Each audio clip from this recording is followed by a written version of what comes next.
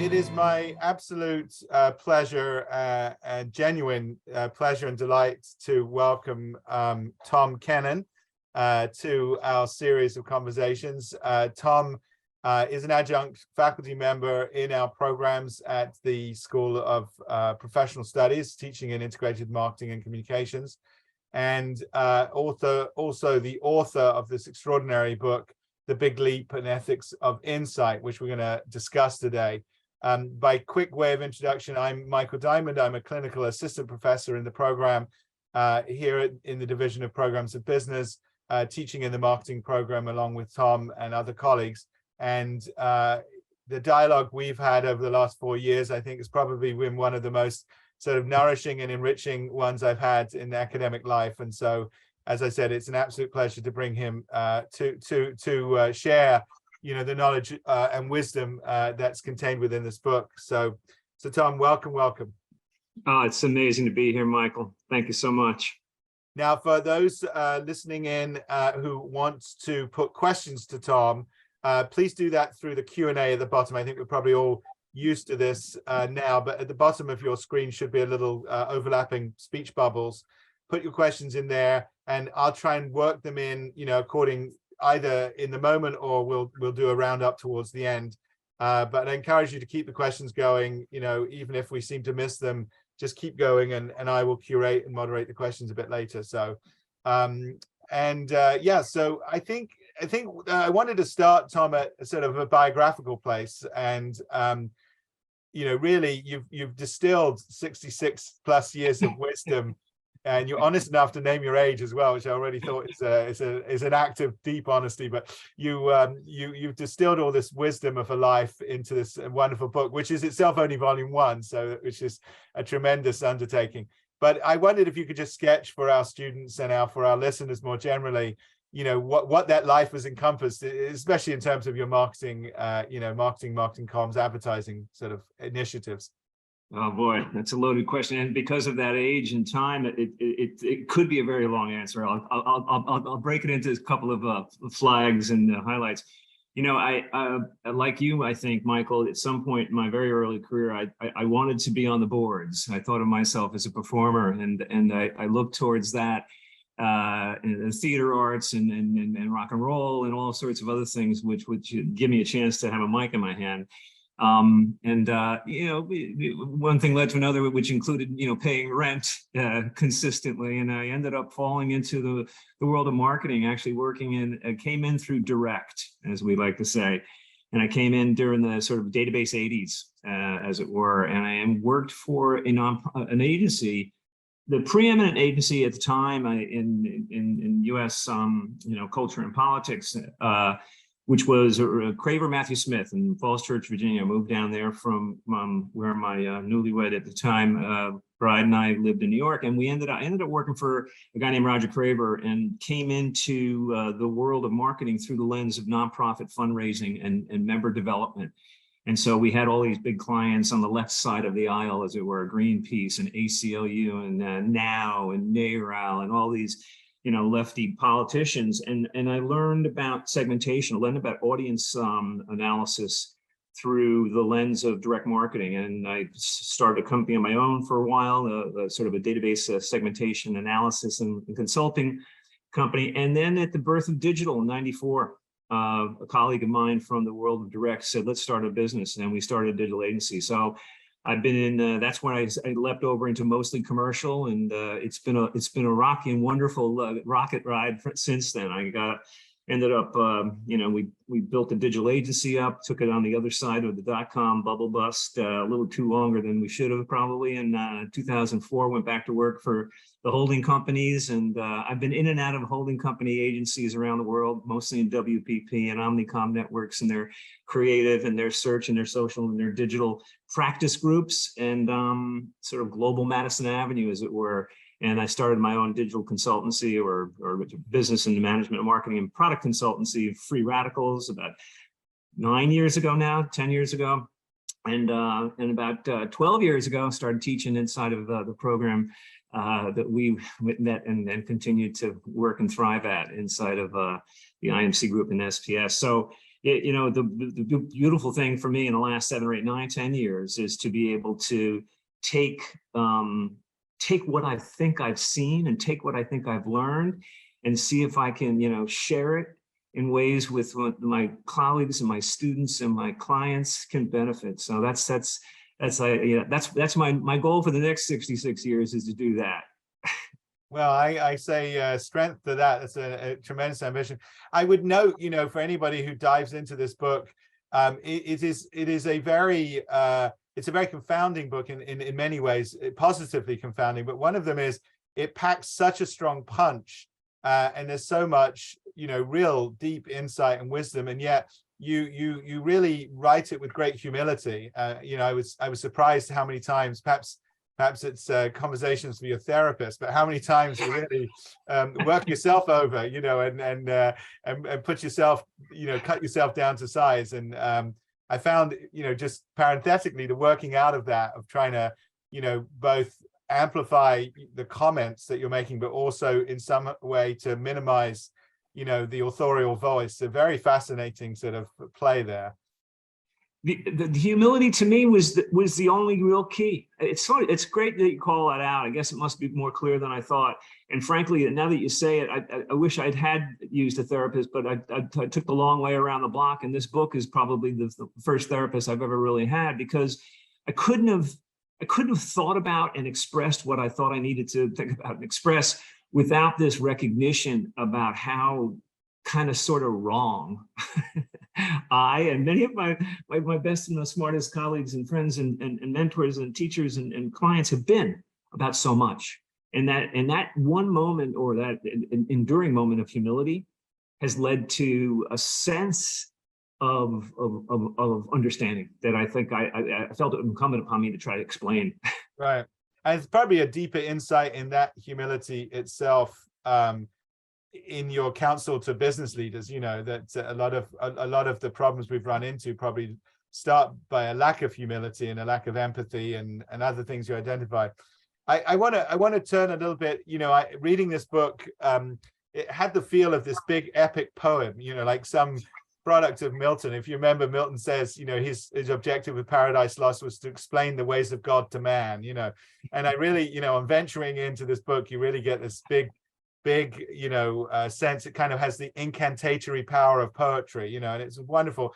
And as you know, Tom and I have been friends for, 4 years, and joke and Josh quite a lot. I've dubbed him the William Blake of marketing, because he's just extraordinary radical. And when, and very much to those of William Blake's poetry. But to be honest, when I was reading this book, I had this flashback to a moment at my college at Oxford where we actually had Allen Ginsberg reading his poetry, ranting his poetry in the quad. And your book had this sense, that sort of, musicality to it, sort of poetry. And I wondered, not to get sort of too highfalutin, but I wondered whether that was a very conscious thing in writing the book, the sort of musicality and the tone and the approach you took. It's a wonderful thing. I will take incantatory. It's probably the best I'm going to get in a long, long time. Because, and it's interesting you say that. It's interesting also you call out Ginsberg. I mean, you may or may not know, before I was a failed thespian, I was a failed poet. In fact, I continue to be a failed poet.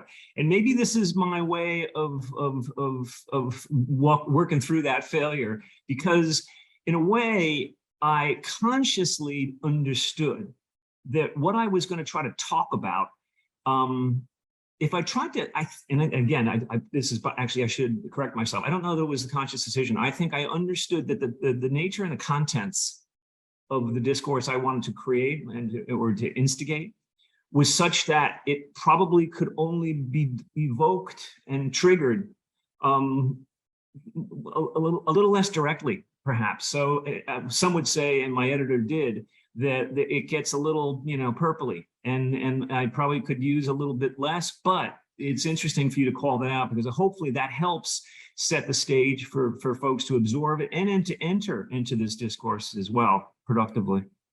Yeah, well, I think it, it's not a classic business book, with easy summarized little pithy statements and things like that, but I think the musicality of it actually it invites you to read more and go deeper. It does have I mean, I'm absolutely fascinated. We may have some folks on the call who have read and finished and read the book and may have some comments themselves. So I'd love to hear from that. But it's a very unique element of a business book that I haven't, noticed recently in much of the stuff I'm reading.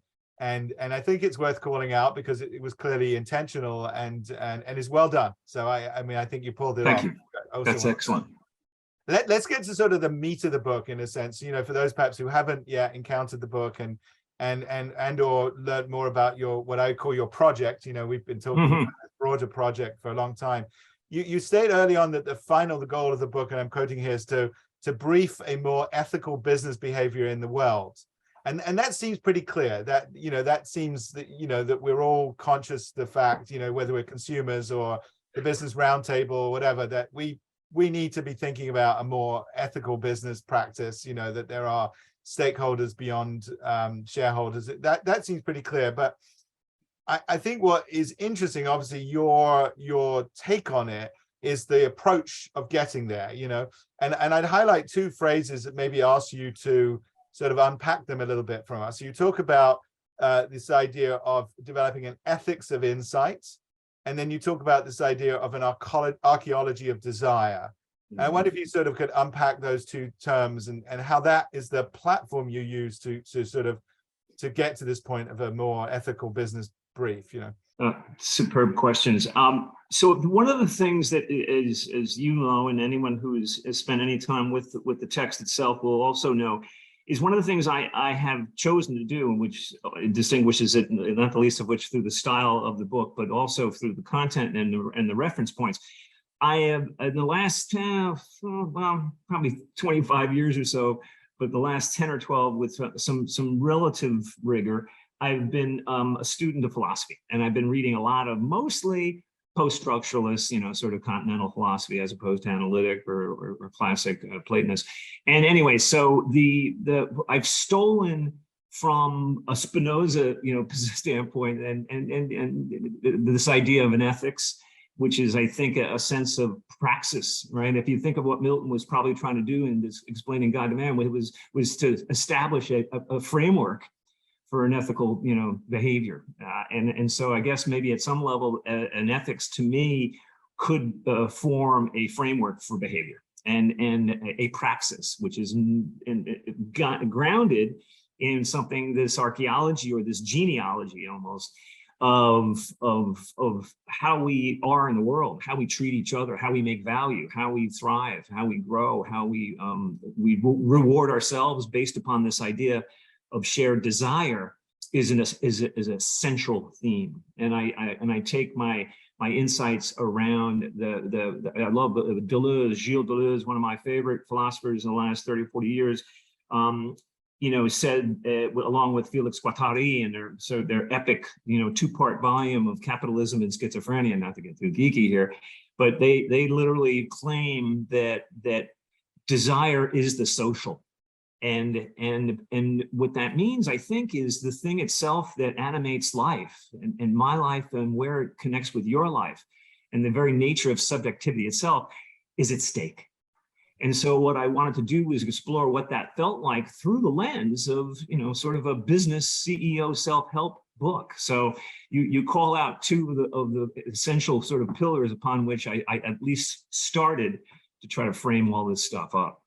Yeah, and let's push a little further, because I think it's the word ethics is a word that I think trips people up, and indeed it tripped me up when we first started talking about it, because there's some concern that when we're sitting in front of a CEO and suggesting he or she is unethical, but you use the word ethics in a different way. You use it in the way that it's been used, like an ethics of poetry or an ethics of, can you just give the listeners a little bit of a sense of what you mean by an ethics? Because it's not the same as ethic, Right. Well, it's a really, really key point. And I sort of hack the term for my purposes, as I think you're probably aiming correctly at.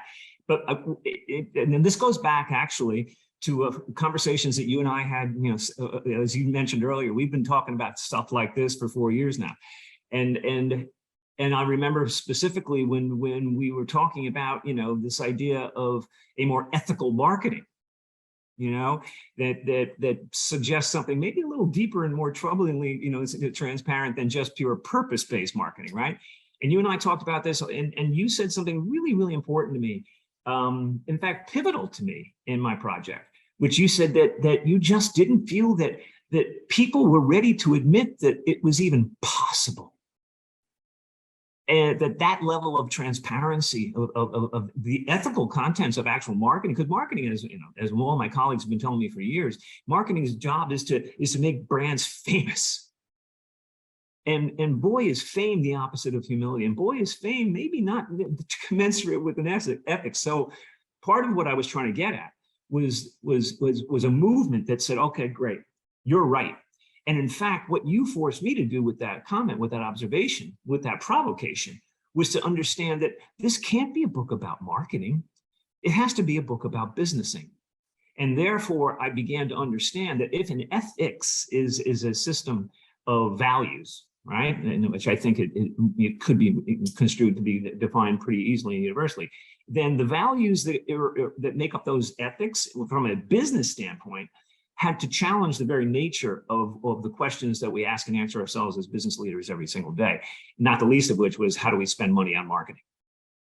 Right. And so, this provoked me to a direction that said, I can't just make suggestions for fixing marketing, I got to make suggestions for fixing business. And this led to this kind of sort of conceptual umbrella of a better capitalism, which is how I'm sort of taking this to market when it comes to a pedagogic standpoint. Yeah. And, we may come back to some of your critiques of, platform capitalism and things like that. It may be a good place to go. But before we go there, I wonder, you note in the book that there has been some misunderstanding or resistance to this idea, this role of a purposeful ethics. And I'm curious, perhaps you can share with us why you think that among a certain group of people, purposeful ethics are not seen as leading to winning business models. I mean, so, to give the listeners some sense, that's a core thesis, is that, an examination and exploration of a purposeful ethics leads to all sorts of innovation and growth, although the word growth is discussed in some detail as well. But why do you think there's been so much resistance to that? What's the pushback that you found, or what's historically sort of held us back? I think there's two things. One is cost, and the other is imagination, and the perception of cost, and then the lack of imagination. The idea of cost goes to again, not to go back to the massively huge challenging question about capitalism itself, but we all know that there is an emerging discourse around the difference between traditional Chicago school of economics and the Hayekian and Friedman-driven capitalism that says that the moral imperative for a board of directors of a public company is to serve the shareholders' interests. Okay, and that what we've seen, at least in the last 40 or 50 years, is an emergent counter to that, which suggests something more closer to a stakeholder-based, value model for businesses. And so when it comes down to this question of the ethics and why it has been so difficult to embrace a more ethical approach to businessing and thus marketing, I think that the challenge has been simply that the shareholders won't tolerate it because it doesn't sound profitable. It sounds expensive. It doesn't sound important. And I think that some of the cases that we've recognized to say, you know what, actually, if you look at famously Patagonia, right, I think that they have proven that an essential ethics of behavior, of belief about, like he just, Yvon Chouinard just said when he bequeathed all his assets to foundations that are going to try to save the world, he said, I have one stakeholder, planet Earth, and that's marketing, that's advertising, I think. But what it is a description of a culture that he built over 40, 50 years inside of a business that they hired by, they incentivized by, they trained by, they motivated by, because everybody there believed the same thing, that we got one stakeholder. And all your business decisions are based upon that. It turns out over time, that's really good for business. The other thing is imagination. I think that one case that we conclude in the book about is, and I think you and I talked about this, is the chapter on permission is joy. And one of our hero cases there is when you unleash people that you've hired, incentivized, and trained according to some kind of founding ethics. And in the case of Tony Hsieh with his holacracy and his applied, at least in the early days of Zappos, before he almost went out of business and then didn't, and then got bought by he said, look, you got one job. Make joy happen. Make joy happen. And he created a structure of businesses where nobody, in the early days anyway, where nobody had more than two bosses. In other words, it was absolutely flat. And that pushed all decisioning, all value making down to a bunch of $17 an hour or $12 an hour people at the time in 2009 that were on the phone in these call centers with all these wacky, accoutrements around them, waiting and talking to people on the phone all day, famously for 10, 12 hours at a time, because their job was not to sell more shoes. Their job was to make joy happen. And that is an ethical environment, or a very specific way of being in the world. And I think that ultimately, if those kinds of cases prove that it's just simply good for business, because your competitors have a really hard time advertising against that.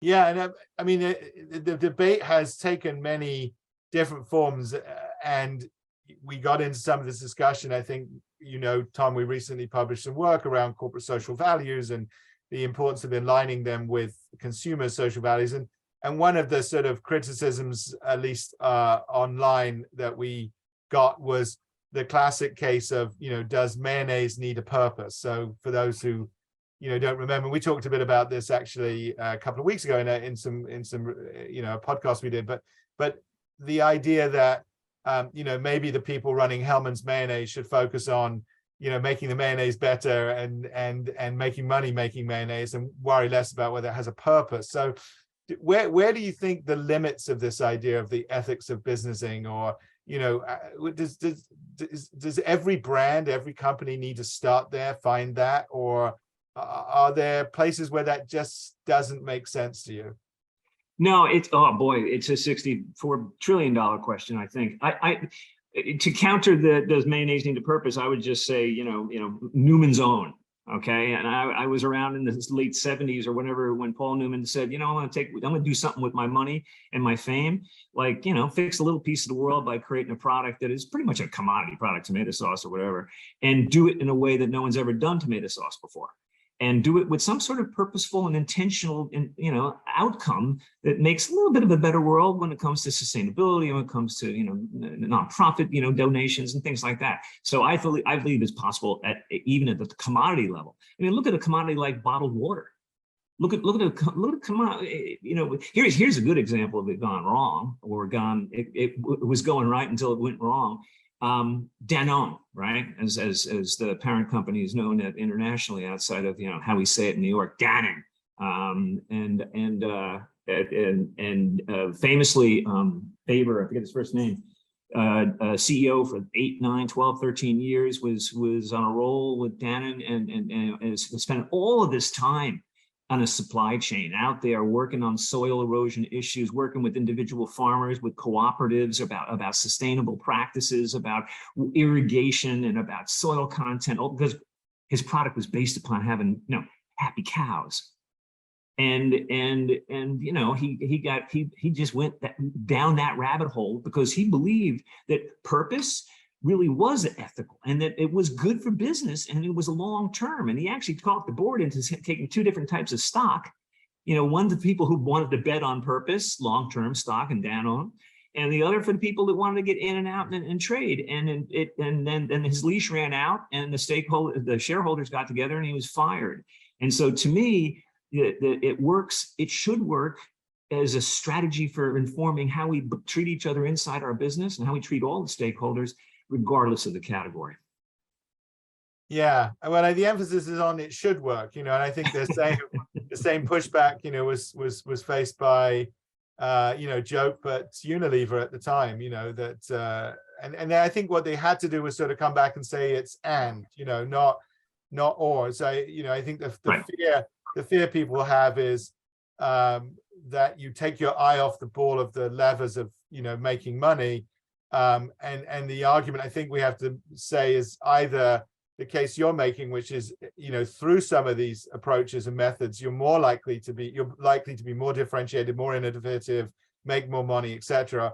Or the answer is, together, the two things working together provide you the growth. Let's push forward a little bit though on this some of your critique, I think, of the existing system, and you talk a lot about sort of the extractive nature of businesses generally, but marketing even, and you talk about your concerns about sort of the growth in platform capitalism, even surveillance capitalism. There's a whole form of sort of metastasizing capitalism, which is clearly unhealthy. So can you give us some sense of what you've seen out there? What were you reacting to in the world? What are the the nasties, the horribles you really had seen in your career that got you here? So it's what I think in recent days have given me hope, as we might suggest it at a certain point in our chat today, and we talk about the billionaires gone wild. In the context of social media and brands and everybody else on the planet. But I think that this idea of extractive, this idea of even what I believe is a very obvious sort of violence that has emerged inside of, as you referred to, this platform model. And if you think about it, 7 years ago, I was teaching a class called Competitive Strategy, which I taught last semester as well. But 7 years ago, inside of the program that you and I teach at, I was a cheerleader. I would say, we're entering a whole new world here. And I had all this evidence in these cases about moving from pipes to platforms, and platforms were pure markets, and platforms, there was value for everybody, and platforms were all 1 + 1 is equal to 50. And they were magical. And it turns out that I was as deluded. I was smoking the same stuff that everyone else was, because the people who benefited from that, the early investors and the early technologists and the early, what I believe can only be considered predatory business models, like things like Uber. And I'm sorry, frankly, the things like Mark Zuckerberg with Facebook that said that there is some value here. And again, I always tell my students, don't forget, read your Ricardo, but more importantly, read your Marx, because you have to understand the nature of value itself. And the critique of value has an immense amount of insight for us if we're in the new world of trying to make value for each other in ways with which are not predatory or extractive or violent. So anyway, platforms for me have become the great bane, I think, of insightful and ethical value making, because they have famously controlled environments, leveraging technology, leveraging surveillance, leveraging AI and ML in the service of monetizing human attention, human condition, human desire. And to me, one of the most egregious crimes that business history will highlight is this monetization of desire in the last 10, 12, 15 years of the emergent platforms. And everybody's doing it. I mean, governments do it, and Amazon does it, and Apple does it, and so everyone's in on the game. One of the biggest problems we have is recognizing it and then resisting it, and then creating alternatives to it. And I think that's the challenge that the new generation of business people and marketers, artists, activists, and parents and people are going to have to solve for. Right. Yeah, I think that you've outlined that that journey very well in the book, and I think we'll get to some of the key insights in a minute or two. But I wanted to sort of pivot into this realm of insights more specifically. And one of the things you mentioned in the book, you maybe self-styled or self-dubbed as an insights whisperer, and it's another conversation you and I have had many times over the last 4 years about what is an insight, what's an actual insight, how do you get there? And I wonder if you could share a little bit with, put yourself in the position of one of our students, or, an emerging professional who wants to become that insights whisperer. What has been, other than a full 66 years of life, but, if you had to distill some of the lessons in terms of how most effectively to be a student of insights and a producer of actionable insights, what would you tell someone? What would you sit them down and tell them to do? Oh gosh, I love this question. A quick context setting for my response and suggestions. My I have 5 children, as you know, and maybe many of the people listening to know or might suggest or have guessed. My middle child, Victoria, who is very much a middle child. I'm a middle child of 7. She's a middle child of 5. She at one point, about 4 or 5 years ago, asked me a question that none of my kids ever asked, none of my ex never cared.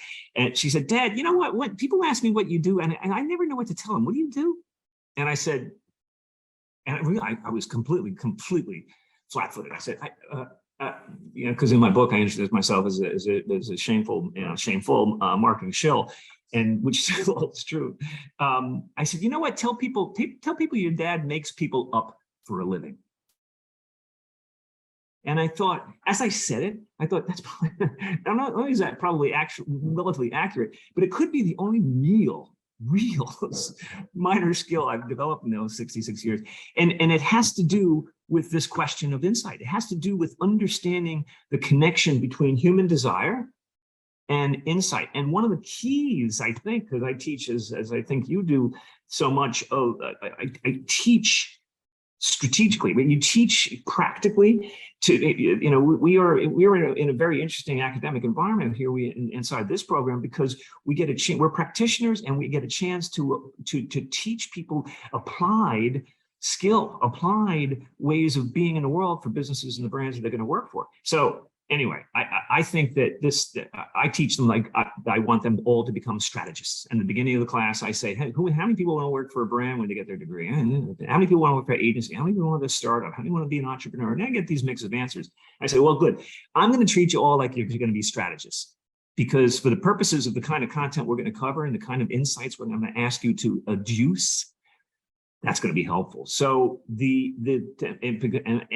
also, you know, when you're a hammer, everything's a nail. I'm a strategy guy, you know, for 38 years now in the world of brand and marketing and business. So the hardest thing in the world, I think, is the thing I've tried to get nominally good at, which is getting at real, true, deep insight into human desire.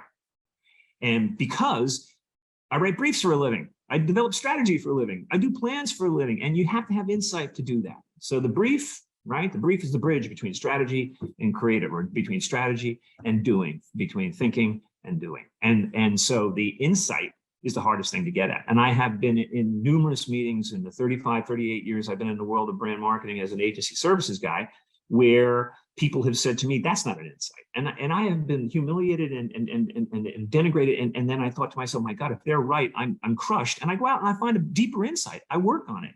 But I've also been in briefs where I've briefed with deep insight, and I've got back creative or stuff that doesn't reflect that insight. So the insight is the absolute key from taking what you think you know about the human condition and doing something about it.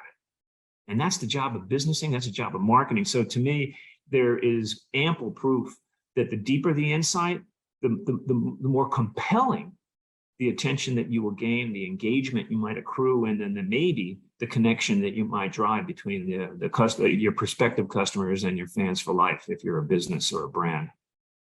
And I think you've established well the value of the insight and the role the insight plays, but I want to push you a little bit more. Is it what is it that you do well that others do less well? And I mean, it's unfair to frame it that way to you, but no. If you take the journey of a student sitting in your class who's going to become that strategist, what are the things that will accrete and accumulate and deepen? Like what are those skill sets, or what are those orientations that you need to develop? It gets at what I believe is the most important part of the stack of marketing services and businessing, which is research, and that's why I was so turned on.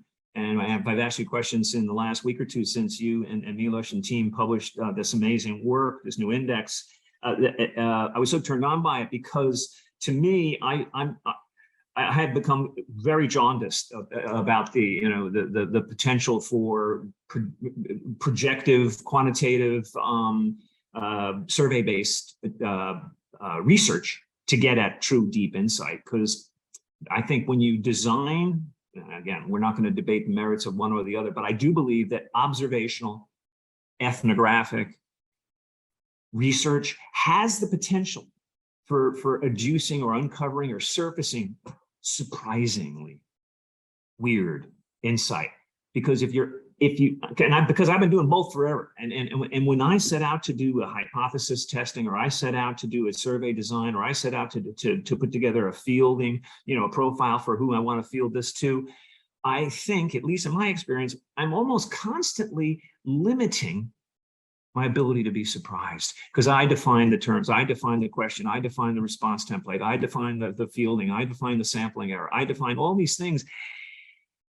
And then, oftentimes I find what I'm looking for, or oftentimes I find stuff, it's interesting. I actually asked you a question before, we joined today, which was one I was dying to ask you, was, were you surprised by the ranking inside that the index? And you said, yes. And I was too. And to me, that is the very potential outcome for great research, is it gets a deeper insight than we started out with. So in my classes and in my practice, I teach what I call deep listening, or digital ethnography. And I use tools like TalkWalker or Brantology or Sysomos or Meltwater. And I scrape these vast, the channels of unwashed social discourse, and I analyze it. And we call it listening, but it's fucking reading. Okay, excuse me. Oh, I was going so well, Michael. And it is, and so I teach every single one of my students, whether they're taking brand strategy or competitive strategy or digital marketing or social media in a brand or campaign one or campaign two. I teach them all this technique for getting at fresh insight, because I think it has to be where we restart a new kind of businessing, a new kind of branding, a new kind of marketing, is with deeper insight. And so it's about digital ethnography, it's about observational research, it's about ethnographic immersion into the condition of humans, and you just get lost in this discourse. And I have done this probably 300-400 studies around the world in every market, even more than one language. And I have almost every single time come out of 20 or 30 or 40 hours being in this discourse. By the way, I tell my students, you're all shrinks now, you're all psychologists now, you're all sociologists now, you're all ethnographers now. Because that's how it's going to feel when you come up out of that research and you go, I got them up here, I got them in here. Now I got to describe them. And that description of desire observed is an insight. Yeah, no, I think that second piece is critical, is the ability to articulate the actionable insight you found. So there's the discovery and the articulation. Let's shift a little bit into some of those insights. I'd love to sort of explore some of them. And again, I want to encourage our listeners to pop questions in the Q&A, and so we can join the conversation. You have an insight, you list these insights. I think there are 13 or 14, if I remember. The first is this idea of together apart. And I wonder whether you could sort of unpack some of these insights for us, talk to us about sort of what the insight is, what the context was, especially in this case. There's a lot of discussion in there about the impact that this insight can have on emergent business models, which I think is at the core of a lot of the work you've done. I'd love to hear more about that. Yeah, and so together apart is, and I started with it because I thought it starts very humbly, because it has to do with a massive professional fail that on my part of missing, working for a very large brand that had a lot of skin in a particular game, and in 2007, 2008, 2009, missing what would become a revolutionary moment of unleashing, connected human desire in the form of what we now know of as the iPhone. And the smartphone interface, and having these black screens in no more than as far as long as my arm is away from me for my entire rest of my adult life. So Together Apart was again, it looks at this archaeology of desire, and it says, look, there is and there's a great book out, I'm sure you know of it, I don't know if you've read it yet. It's called The Dawn of Everything by David Graeber and David Wendrow. And Graeber famously and awfully and tragically died 2 years ago this summer, and he was an anthropologist. And so much of my learnings in life in the last 7, 8, 9, 10 years have come from these more maverick anthropologists that have been studying the human condition. and not necessarily based upon the histories as written by the victors. And when you look back across the last 80, 90, 100,000 years, you see massive evidence of, obviously, and this is no big insight, about our extraordinary need to belong with and for and to each other in these safe and these nurtured environments, right? And that starts out around campfires about 130,000 years ago, and when we first come out of the trees, and it goes all the way through to the barbershops of today, and in 2007, 2008, 2009, with Steve Jobs' help, we found out that it also has to do with these little black mirrors we were walking around with. And so, to me, the breakthrough moment for understanding the implications, because again, all this, the attempt here, and it's 14 chapters measured after the number of classes in each one of our courses. But the breakthrough moment is understanding the implications of these insights. And what happened with us understanding how we could be together all day, every day, and still be apart. A lot of people talk about 6 degrees of separation. A lot of people talk about, no more than 150 people can we keep in our tribal set at any given time because of reference and risk and security and belief and belonging. But what we proved ourselves is that hundreds of thousands of people can be nominally at different levels connected to us at any given moment in time, depending on our shared desire. So Together Apart sets the stage, I think, for so much of the hopeful, implications for the subsequent insights, because it says that not only is everything at stake, but almost everything is possible if we're true to each other, if we're true to this need to belong. And instead of using those insights against people to stimulate desire, we use those insights to serve desire. And to me, one of the great, guys in the world that we may talk about it, that has been getting at this insight for 30 years is Seth Godin. When he said that, he said, people like us do stuff like this. I named a chapter after him because to me, that's one of the greatest insights, that I'm not that guy is an insight. But the other side of that, the generative side of I'm not that guy, is people like us do stuff like this. And so to me, these are entry points into accessing human desire in the service of human need that is not usually the typical domain of businessing or marketing. I'm curious, Thom, and just sort of to take a parenthetical detour here, is, I was thinking a lot about this idea about desire and perhaps your impression of what the natural state of man or woman is, because I found it quite difficult to disentangle, to say that there was some kind of desire that was not that was not fed by all sorts of things, including marketing. So you're isolating marketing and advertising and saying to some extent it's having a deleterious effect on desire, or it's it's not serving it, it's manufacturing it and things like that. But isn't desire formed through all sorts of very man-made things, society, politics? Why I guess my question is, why call out marketing and advertising to be so venal, whereas maybe the basic human nature is quite venal, and there's a lot of stuff in there that we're not proud of. So well, completely. And in fact, what I'm suggesting here is a program to say that understanding the nature of desire in its moment of sharing and manifestation is the key, not the problem. And in fact, traditional advertising has understood this for quite some time.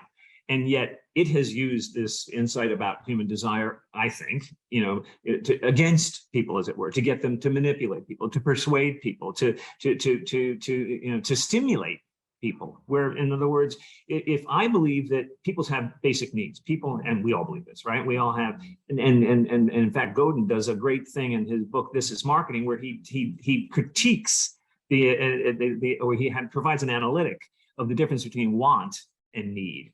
And I would suggest that deep desire that uses that is articulated in the form of an insight that we use with and for people rather than against them is the difference between the kind of marketing I'm suggesting and traditional advertising. And and because advertising has been specifically designed and optimize to make us want things that we may not need. And so I think that this is the dividing line, as it were. This is the battle line between what we do with desire, I think. It's a good segue actually to another one of the insights around social.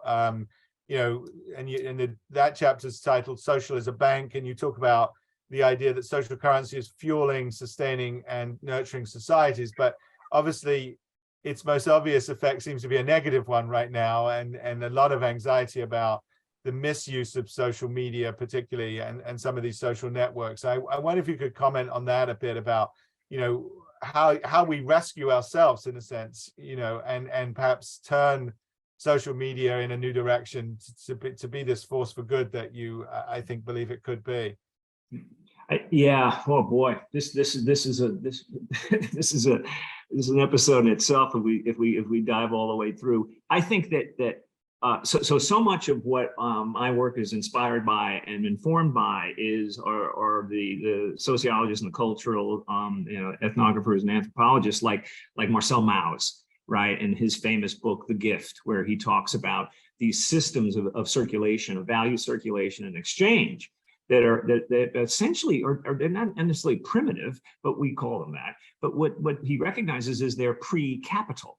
And what they indicate is that people for tens and hundreds of thousands, 100,000 years or so, have been adapting themselves to these social economies of connected desire, of social currency, creation, exchange, amplification, and expenditure and circulation. So anyway, I think one of these like mind-blowing moments came for me, and it is in the text, is in Social as a Bank, is we went to my digital media agency, marketing agency that we went to London. We wanted famously John Wren, who's still there, by the way, to buy us. And instead he decided to rent us, our little, digital agency in 1994. 99, we entered a contract with Omnicom, went over and launched a digital agency in London.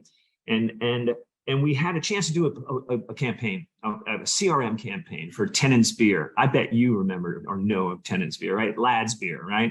And it was for a secret gig up in Glasgow, and they had 10,000 registrants in their CRM program. And we were like, great. And we came up with a strategy, and it took me years, 3-4 years, until I saw the insight here. And it shows up in this text. Because what we did, we sent an invite out to people, said, look, we know we have these, it's about house DJs, and we know these DJs, and we're going to have these secret gigs no one's going to know except Tennent's supporters like you. All you got to do is give us the names and the emails of 3 of your mates, and we'll tell you when that DJ is ready to play. We'll tell you who the DJ is, where the club is, what time they're playing, and you are free pass in, including whoever else takes us up on the offer. And what we saw was 15% response rate, right? And that's pretty good. But in the old days of CRM email, that's good. Today, unthinkable, right? But the magic happened for me that I didn't realize, and the insight actually until 3 or 4 years later, when we sent those emails out. Hey, Michael, Tom said that you might enjoy joining him and the rest of his mates at the secret gig coming up. All you got to do is give us 3. We got 27% response rate. Why? And it has to do with this, what Mao's understood was the pressure to reciprocate, the pressure to give back, the pressure to affirm the gift. And there's something in there that tells me that social as a bank, that we are keeping track. So how do you apply that if you're a brand? How do you apply that to marketing strategy? And not just CRM, opt-in. I think you begin to understand, like you and I did when we did the program, 4 years ago this December, when we made some recommendations to a pharmaceutical company about how they might go to market with a little more, organic showing up. And we called it Real Social. And we said that instead of, focusing on a campaign that says, ask your doctor if this thing's right for you, we said, why don't we enter into this existing ecosystem, which we found, of patients helping each other? And what if we went into the knowledge shared as power gained business? And I still to this day, and hopefully at some point or another, that brand or other brands will get this insight and do something with it, because entering into these weird and these amorphous and dynamic, unruly, chaotic, social economies of actual people, and showing up with them in these channels of social, to me is an opportunity that every business, I think, at some point in the next 4, 5, 6 years will enter into. Twitter right now versus Mastodon or the Fediverse is a classic case of where, again, I think we just saw a battle line drawn. And I think more and more people are realizing that this nexus, which is this chaos and anarchic horizontal world of the Fediverse, is what real social can be. Now, the question is, can brands be there? Can corporations be there? So far, nah. And you better be careful if you even think about showing up there. Yeah, very, very subtle insights there. I think let's hit one more insight, and then I'm going to again encourage folks. And we've got some I see among the participants some faculty members and some students, and certainly folks who are generous with their comments and questions. So I encourage any one of them to put a question in. But let's hit one more insight, and then I want to ask you sort of, in a sense, to provide some recommendations, see if we can sort of wrap up at a more pragmatic level. So one of the other ones I enjoy particularly is Insight 8, which is act up. And especially this idea of, giving people a mandate to misbehave, and that through that, through that, all sorts of differentiation of benefits that can accrue. I like this very much. And as conservative as I am, we sometimes talk about the library and the playground or something, but as conservative as I am, the idea of acting up and having a bit of mischief in life is a very attractive one. So how does this insight take shape? It's I'd have to say, and you know me well enough that it's my favorite. Act Up literally says and suggests that for businesses, and this is the most venal way to understand it, for businesses to differentiate truly, authentically, transparently, enduringly, they need to start acting completely unexpectedly. And this has to at least begin to veer towards something that outsiders might construe as transgressive. It certainly needs to start with a sense of conspiratorial. And so again, we joked, we spoke earlier about the difference between New York right now and New York in the 70s. I was there, and I was there when ACT UP formed as an extraordinary group of street-based activists of social justice warriors in a very particular cause. And the model for them was without a doubt, picked up again in different forms by the anti-capitalist movement, the Occupy movement, and things like that, because it was so effective. Because what it did was, it said that our job is to surprise. Our job is to literally make people so completely, startled by the potential for a new way of being, a new way of making value, a new way of gratification, a new way of happiness was our job. And so, it's a little bit like Permission is Joy, but what ACT UP says is a program that starts at the very top and goes down and gives this level of permission to people across an organization, across a business, across a marketing group. It has the potential for unleashing extraordinary allies amongst prospects and customers and stakeholders. Here's a quick example, which is not in the book, but I think is very, very interesting and relevant. I think that if you look at this current stage of social, quickly, we started a campaign 10, 11 years ago with the agency I was at the time for a global mobile services company, mobile technology company. And they were all excited about getting into social. And we said, okay, we're going to do a pilot in Mexico City. And I was part of the team that ran through the research, ran through the insights. We developed all the briefs, we developed all the tools, we developed the copy decks in the beginning, the editorial calendar. We had the program ready to go. And we looked across the table at the client and said, okay, let's do this. She goes, great. When do I, don't forget, we need 2 weeks to approve copy. And we said, well, but that's not kind of, this doesn't work that way. We have to permission these people. They'll have style guides, they'll have copy, they'll have guidances, they'll have FAQs, but we got to set these people loose. And they said, well, that's absolutely impossible. We can't do that kind of marketing. And of course, 99% of the businesses today would say the same thing. But I tell you what, all you got to do is look back 4, 5, 6 years ago when the people over at Burger King and McDonald's, for whatever reason, decided to permission some social channel manager on Twitter to start getting all snarky and interesting and weird and then getting upside down with their tweets. And the other, I don't even know if McDonald's went first or Burger King went first, but the other one all of a sudden realized that this was a whole new way of building a brand that mattered to a very particular kind of people by permissioning people to be transgressive, to be conspiratorial, to act the freak up. And so to me, it may be the bridge that's much too far for most companies. But boy, if you look at the difference between, a Patagonia who says, get out there. In this chapter, we talk about, Patagonia, it ended up having a handwritten sign on their central London shop, right? On a Friday afternoon, an August Friday afternoon, 3 years or 4 years ago, it said, went to the protest, back at 3, see you there, handwritten. Somebody get that manager the permission to do that. Shut down on a Friday afternoon in central London on a hot August when you're at Patagonia. And on the other side of the coin, we have someone like a North Face that releases a campaign called Unplug. And so instead of saying act up, get out there, change the world, fix these things, and by the way, buy our $1,000 coats, you got North Face with this fabulous, Benetton cast of young 28-year-olds out there in nature, unplugging, obviously drenched in North Face products, but they're farthest thing from the world of acting up. And to me, that's another line drawn between what it's like to be transparent and insightful around human desire and honoring it instead of trying to stimulate it. Good contrast. I'm going to ask, we have a couple of minutes. We do have one question, so let me see if I can field this question.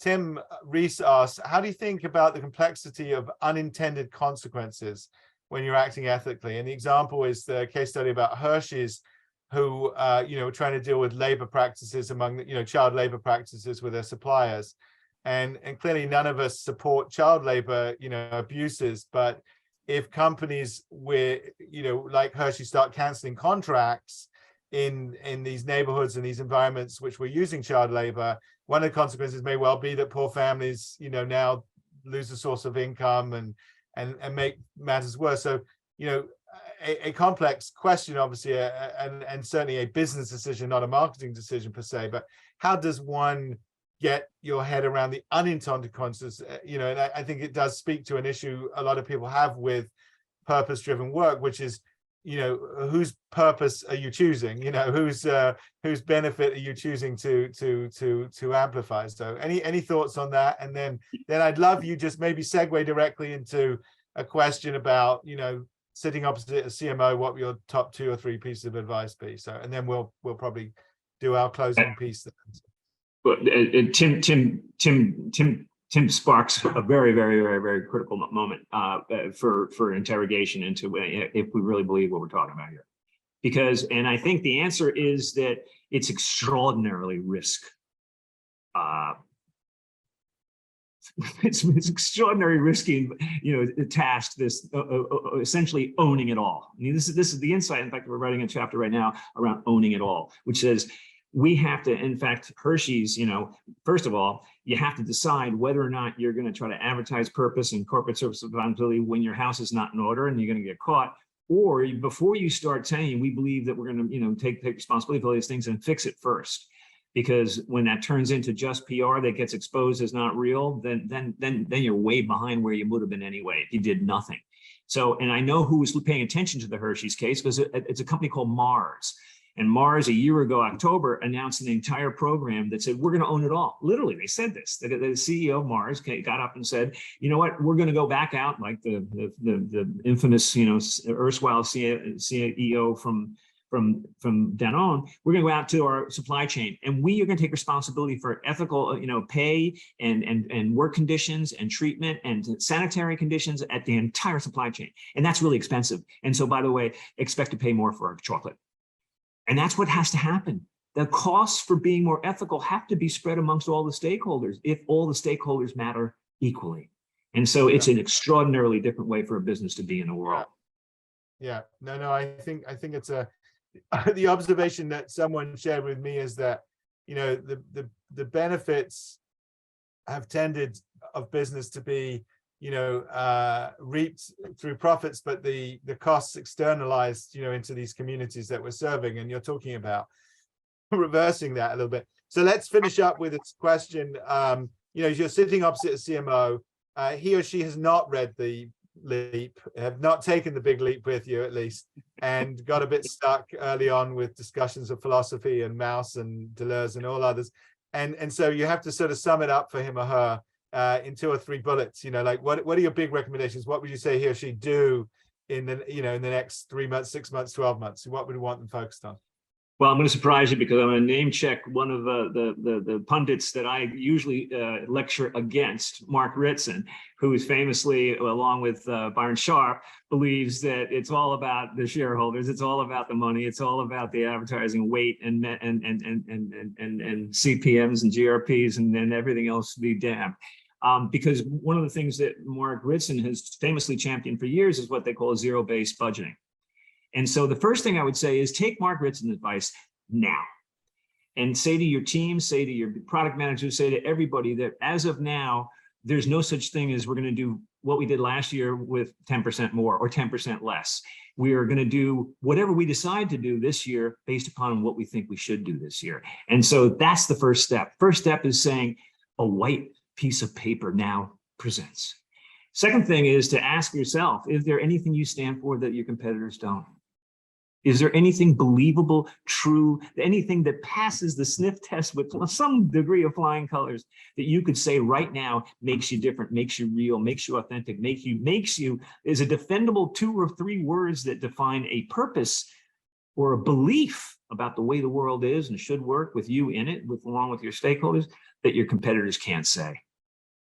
And if they say, actually, there's some things that we say, yes, but nah, then I'd say then you have to start looking at, you know, some incremental changes that get you to our more authentic, purposeful marketing with a little more ethical intent.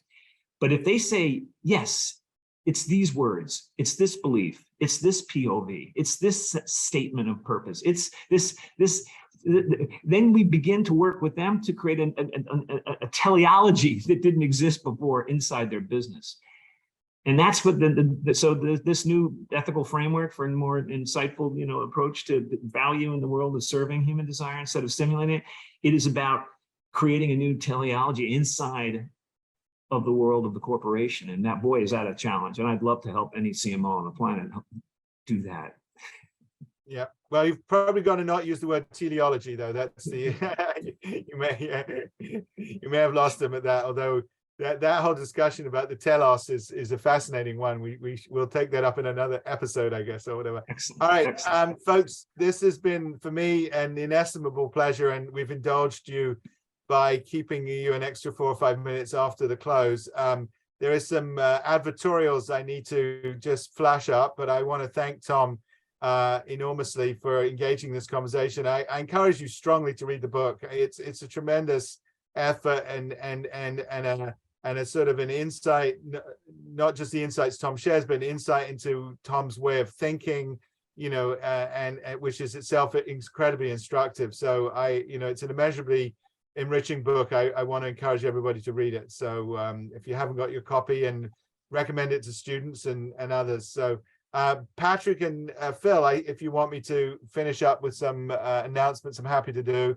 We're very, very lucky tomorrow, the department to be hosting a couple of speakers in the series that Tariq Khan has been looking at around leadership in changing times. And he'll have both Shahid Malik, who's the former president of PSEG, and Sal Khan, who's famously the founder and CEO of Khan Academy. So that happens tomorrow. It's an in-person meeting with elements that are online. Scan the QR code, register, look out for your emails. Should be a fascinating conversation. And then Monday, November 28th, we have a conversation also around global growth. This is led by one of our other faculty members, George Benaroya, who's in combination with Stephanie Binet, who's the Chief Digital Marketing Officer at L'Oreal. And George and his class do a wonderful deep dive into the financial metrics of the business and interview the CEO or the CFO or one of the leaders about the decisions and choices they've made. So, and then finally, like all good marketers, we'd love some feedback and like some research. Anyone who's attended or registered will get a copy of a survey. We encourage you, if you wouldn't mind, sharing with us, your feedback. And again, thank you to everyone, including Patrick and Phil and Robin in the background who make these things possible. Thom, as ever, enormous pleasure. Speak to you soon. Thank you. Cheers, bro. Thank you, everybody. Bye. Peace out.